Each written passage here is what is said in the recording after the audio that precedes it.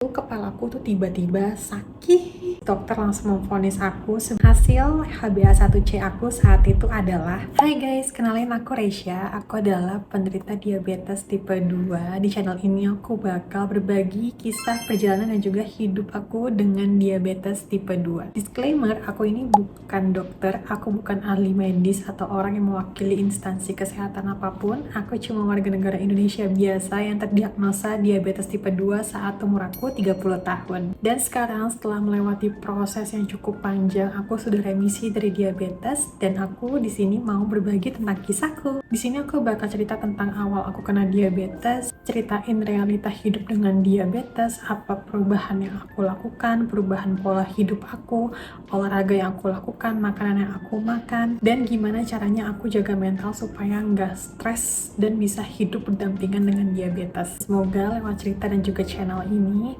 buat kamu yang lagi di titik yang sama, baru terdiagnosa diabetes tipe 2, ataupun lagi berjuang melawan diabetes tipe 2, kamu ngerasa nggak sendirian. Selamat datang di perjalanan hidup baru aku, dan semoga ini juga jadi awal untuk perjalanan hidup kamu juga ya.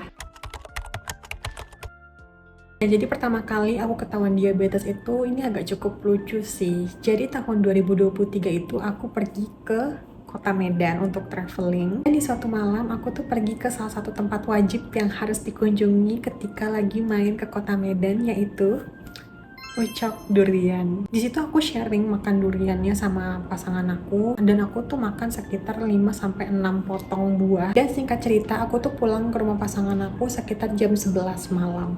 Dan di situ kepalaku tuh tiba-tiba sakit banget. Itu tuh beda banget sakit kepalanya dari yang biasanya. Tapi di situ tuh aku masih asumsi, apa karena makan durian kolesterol aku naik, kayak jadinya tuh kepala aku sakit. Sampai akhirnya aku tuh pengen banget yang namanya cek darah. Tapi kebetulan di saat itu mama pasangan aku tuh cuma punya alat cek gula darah. Tapi aku nggak tahu kenapa, kayak ya udahlah sekalian aja pengen coba.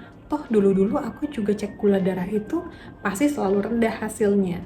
Ya udah, aku langsung cek gula darah aku di saat itu juga sekitar jam 11 malam, dan hasilnya adalah 200-an. Di situ tuh aku kaget, aku kayak bingung, kok tinggi banget. Sampai akhirnya aku tuh masih mikir, ini kayaknya alatnya salah deh. Jadi aku cek ulang lagi, pas aku cek ulang lagi ternyata makin tinggi hasilnya. Masih 200-an, tapi hasilnya malah lebih tinggi dari yang sebelumnya. Kaget lah aku. Tapi di situ aku masih coba positive thinking sih. Aku mikir, oh ini kayaknya karena habis makan durian aja deh. Nah besoknya aku tuh udah pulang ke Jakarta. Terus aku tuh langsung banget beli alat cek gula mandiri buat di rumah. Terus pas alatnya udah nyampe, aku langsung buru-buru cek, dan kondisi aku itu belum makan apapun, jadi aku sudah puasa. Waktu aku cek, hasilnya adalah 254. Aku tuh langsung shock, aku nangis, aku takut sekaligus juga bingung, kayak kok bisa. Terus aku pun juga kayak ketakutan gitu loh, karena tuh mamaku dulu juga karena punya diabetes dan sudah komplikasi ke jantung. Tentunya pertama kali aku menangis, aku bingung, tapi aku langsung sadar, oke, ini ada yang salah dan aku harus perbaikin. Dan akhirnya aku memutuskan untuk mencari bantuan medis, yaitu ke dokter spesialis penyakit dalam. Oke, pertama kali aku ke dokter itu yang diminta adalah pengecekan darah keseluruhan, termasuk level HbA1c atau rata-rata gula darah selama 3 bulan ke belakang. Dimana level HbA1c itu normalnya di batas 5,7, dan hasil HbA1c aku saat itu adalah 8,5. Dan disitulah secara otomatis dokter langsung memvonis aku sebagai penderita diabetes tipe 2. Di saat yang sama, dokter juga meresepkan obat minum untuk proses penyembuhan aku, karena gula darah aku sudah terlalu tinggi, dan kalau misalnya dibiarkan terlalu lama juga cukup membahayakan organ-organ lain dan bisa komplikasi ke penyakit-penyakit yang lain seperti jantung, ginjal, tekanan darah tinggi, dan lain-lainnya. Jadi ya, di proses remisi aku kemarin, aku harus meminum obat medis. Sambil aku ngobrol sama dokter aku tentang diabetes, ternyata tuh ada loh gejala-gejala yang udah dikasih sama tubuh aku, tapi aku tuh nggak sadar, malah lebih seringnya tuh denial. Nah, gejala-gejala yang aku rasain itu diantaranya adalah yang pertama sakit kepala, dan rasa sakit kepalanya tuh kayak migrain, tapi aku tuh selalu mikir ini sakit kepala yang biasa aja dan aku cuma minum obat pereda sakit kepala. Terus yang kedua adalah haus yang berlebihan. Minum dulu. Even aku udah minum air yang cukup banyak, tapi tuh aku ngerasa selalu tetap haus, dan anehnya pada malam hari aku tuh rasa hausnya lebih berlebihan lagi, sampai akhirnya tuh aku harus minum air panas supaya ngelegain tenggorokan aku. Dan hal ini tuh bakal nyambung ke durasi buang air kecil yang berlebihan juga. Ya, buang air kecilnya tuh sesering itu. Bahkan pada malam hari itu saat aku tidur itu tuh udah cukup ngeganggu kualitas tidur aku tuh bisa sampai bangun 5-6 kali buat pipis di malam hari. Tapi kembali lagi aku tuh masih mikir, ya kalau misalnya banyak minum air dan juga banyak pipis harusnya sehat kan.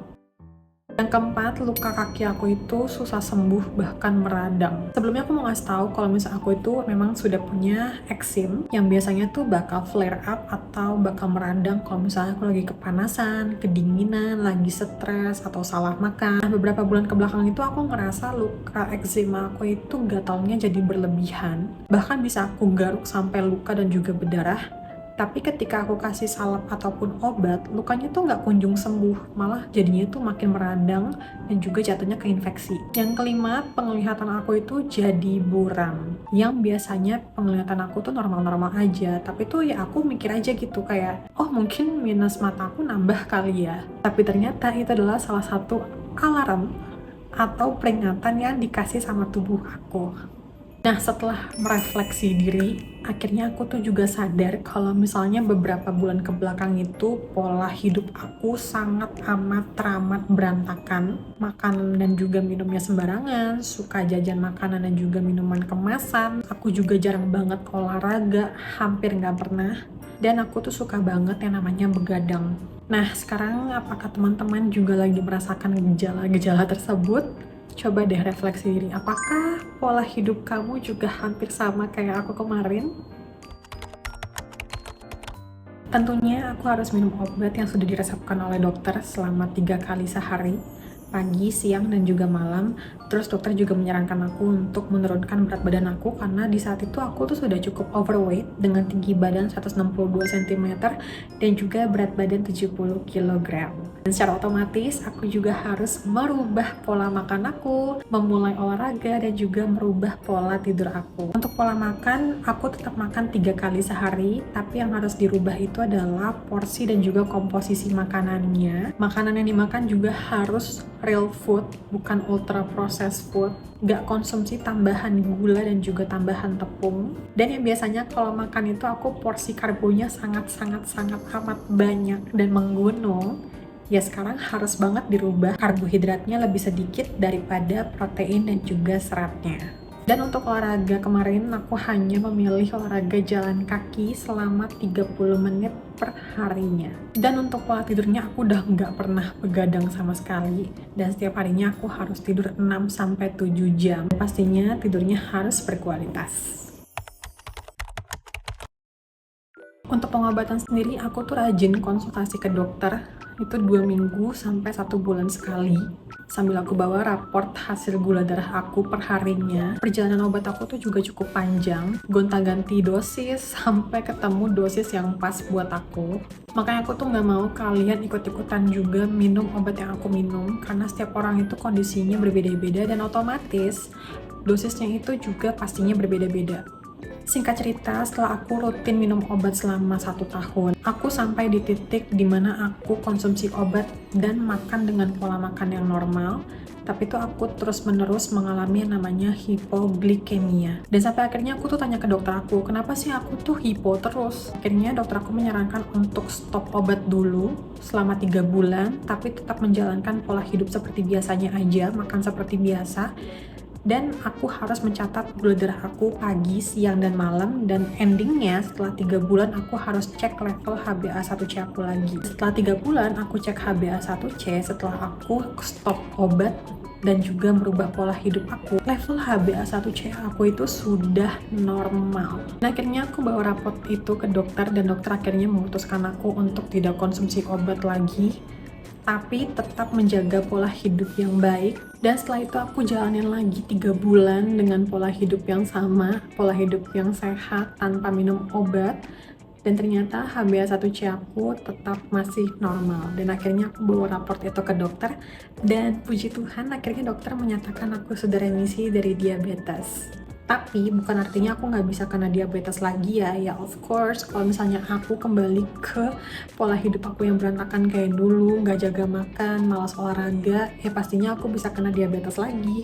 Perjalanannya mungkin nggak sesingkat di cerita, cukup sangat amat panjang, tapi ternyata ya bisa dilewatin. Nah, buat teman-teman yang lagi ada di titik yang sama, baru ketahuan atau baru divonis kena diabetes tipe 2, tenang, I feel you. Kamu gak sendirian ya. Mungkin kamu lagi ngerasa takut, kecewa, sedih, bingung, marah. It's fine, menurut aku itu manusiawi dan juga normal aja sih, karena kita ya manusia. Itu semua adalah perasaan yang normal yang harus kalian lewatin. Tapi ingat, jangan lama-lama, kalian juga harus bangkit, kalian juga harus mulai merubah supaya keadaannya bisa jadi lebih baik. Ya, kamu harus tetap semangat dan cari cara ataupun bantuan apapun supaya kamu bisa memperbaiki kondisi kamu. Dan semoga cerita aku ini juga bisa memberikan kekuatan buat kamu ya. Ingat, diabetes itu bukan akhir dari segalanya asal kamu mau usaha dan juga berubah. Dan ya, thank you udah dengerin cerita ini sampai akhir. Jangan lupa like, comment, dan juga share video ini ke teman atau keluarga kamu yang lagi butuh cerita ini. Kalau kalian punya pertanyaan ataupun cerita, boleh juga loh drop di kolom komentar. Jadi nanti kita bisa ngobrol bareng deh di sini. Dan sampai ketemu di video selanjutnya ya. Jangan lupa jaga gula darah, tetap semangat, dan juga sayangi diri sendiri. Bye!